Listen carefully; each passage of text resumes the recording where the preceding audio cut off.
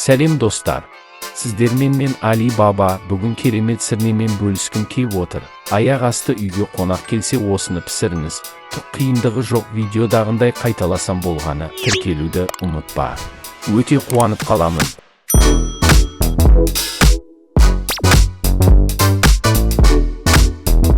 Қойдың етін 1 сағат пісіреміз. Сосын бетіне картошка салып, тұз-пұз болып су салайық.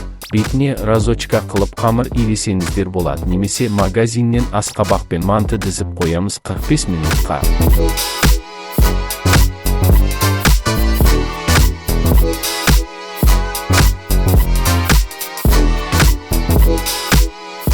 Менде үйде қойдың еті болмады. Сол себепті шылқының қабырғаларынан мутит етіп жібердім. Кім айтты соғымнан сірне болмайды деп, уахахаха.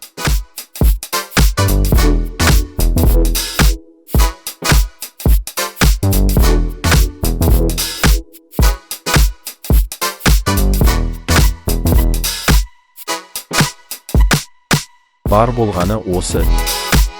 Дәмі обал деней болып шығады. Ойбай шіркін-ай.